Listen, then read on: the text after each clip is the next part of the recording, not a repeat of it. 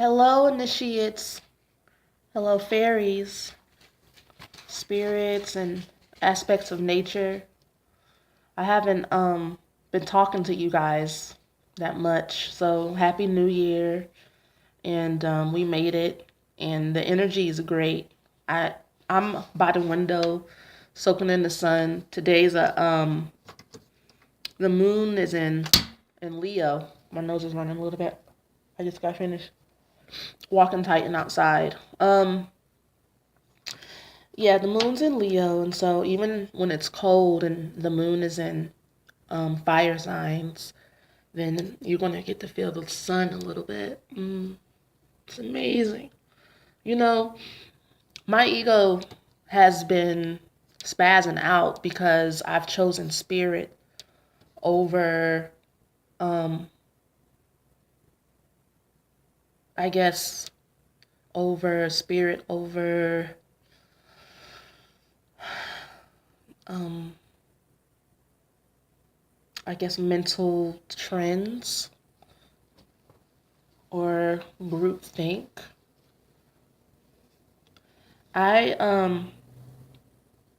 have been initiating as a soul and following my true calling and taking it seriously and diving deep into it. And so yeah, and sometimes I want it so bad. I due to I try to move too fast, and it causes my it causes an imbalance in my energy. And so that's what I've been going through and sorting out and trying to figure out a good um, way to take my time because I want out. Not necessarily out of this world because Mother Nature created everything and I love her and I love everything she creates. But I just want out of the the energetic realm where you can't be who you are. And it's bull crap. I don't believe it, you know. But there's still some parts of me that do. And those parts of me um, have been super trained and forced as a child to be compliant. And so to become wild and free, authentic and happy is a trip. It's a journey, and I'm enjoying that. Like I can't wait to see what happens next, especially since there's like four planets in Capricorn. I think the Sun, Saturn, um, Lilith. Um, who else? The Sun, Saturn, maybe Uranus. Yeah, Lilith. I'm trying to think. I don't have my ephemeris chart by me. But yeah, there's sextile the Scorpio with Mars and Venus, and then they're all direct. So it's a feeling like go charge, do what you want, go for it, and everything inside of me isn't all the way there yet. So I'm just a little bit like, I want to play, like I'm ready. I'm ready. I feel like I'm ready up here, but there's still parts of me that still need like tweaking and care and like rest and stuff. And so I'm listening. I'm tuning in. I'm tuning into myself, and I hope you guys have the luxury. Sometimes that's what it's called. Like some people feel like I don't have the luxury to do that. You have to give yourself that.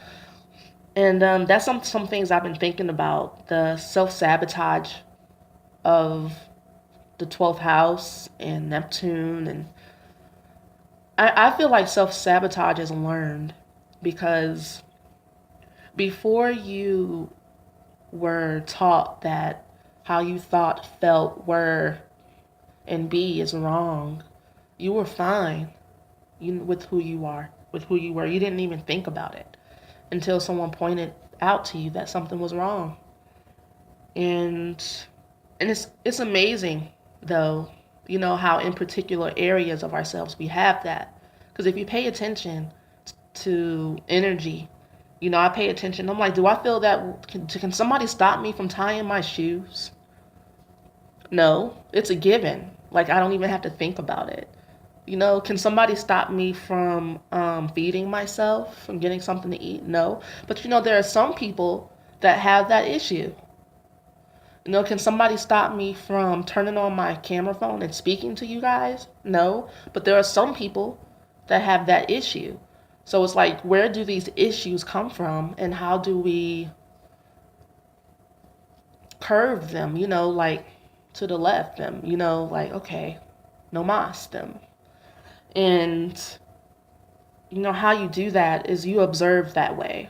You pay attention to your energy in areas that you don't have an issue. And then you pay attention to the energy in areas where you do have an issue. And for me in particular, just to give you an example, not that you're just like me, I know everybody's different. In my energy pattern, when it comes to me living my zany ass life, because I'm a fraggle when it comes to living. Like, I don't have any long-term plans. I don't have a structure.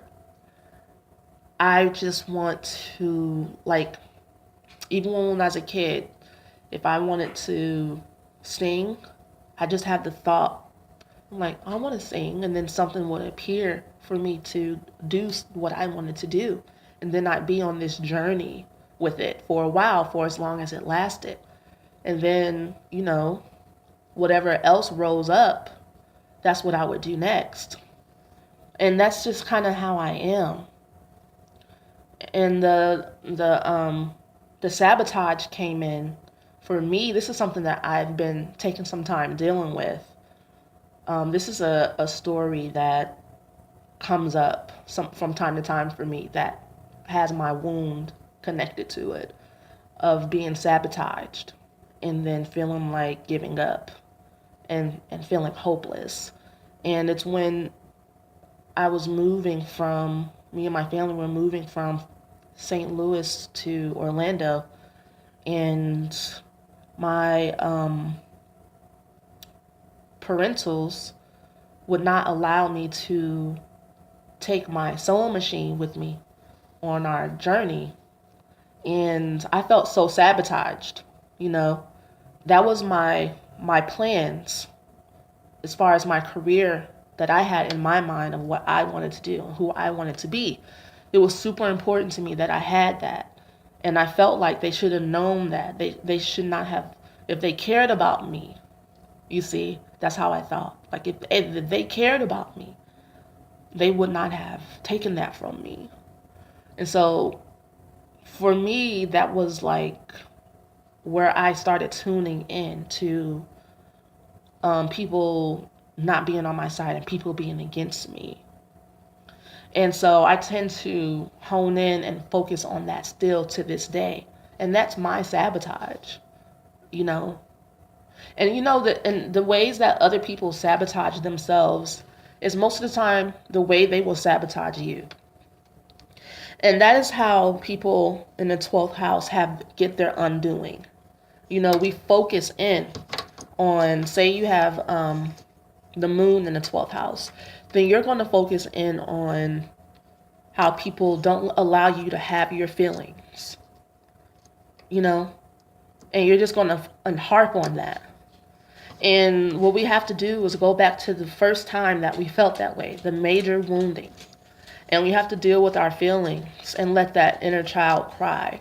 A lot of times as children, things are black and white, because the story could have been different if I was more mature in that area. I could have been like, well, there's no way they can stop me. I can still do what I wanted to do. It's just not going to be through them. But what happened instead is that I got super depressed, and I longed for things to be different instead of taking the opportunities that were in front of me and ahead of me and running with that. I ran with a hurt, and I hoarded it, and I used it as a weapon, and maybe even sometimes to get sympathy from others, because that really hurt me in my relationship with my parentals and stuff. So that's something that I've been really growing up in within myself and taking responsibility for that. Even though I was a child, I still have to look at the ways that I could have been different. Not to put any blame on myself, but to move on. I want to be a better person for myself and my life and the people in my life. And, you got, eventually you have to let it go. And that's just one way that I found that's helping me let go and enjoy this perfect energy right now.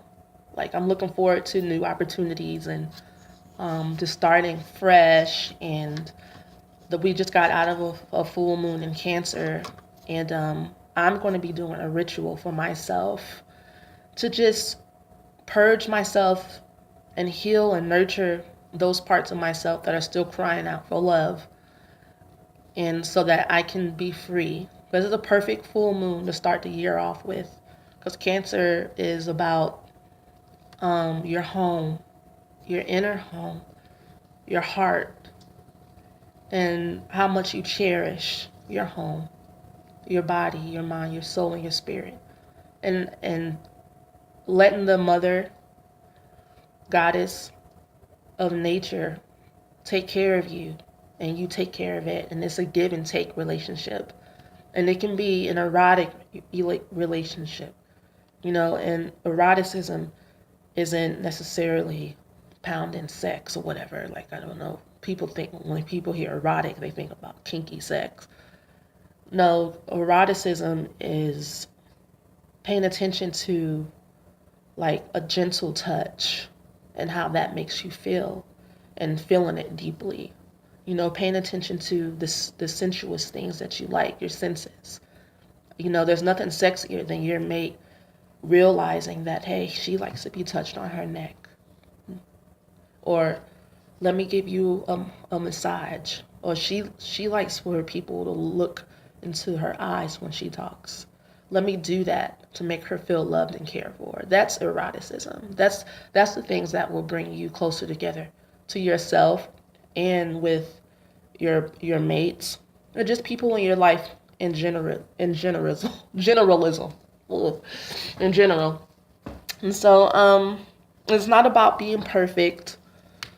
It's not about doing the right things. I don't like that shit. I don't like doing things right. I actually like the bloopers in life. Like today, I took a lift to the grocery store, to the farmer's market, and I forgot my wallet, homie.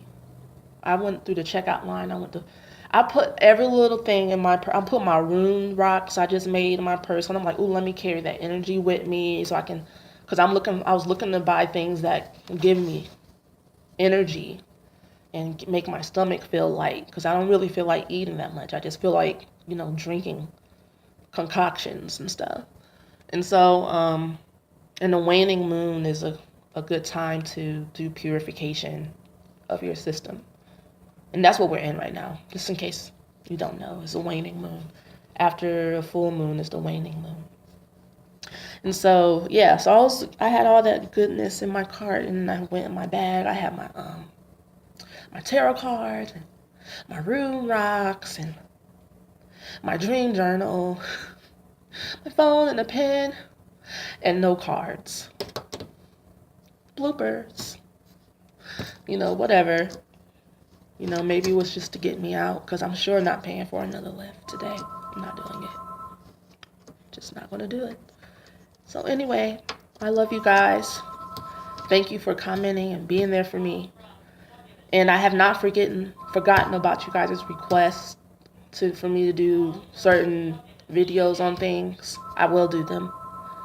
I guess I can do it right now. Or I don't know. I'm gonna do a separate video. All right. So I'll talk to you guys soon. I hope you guys are having a lovely top of the year, and peace.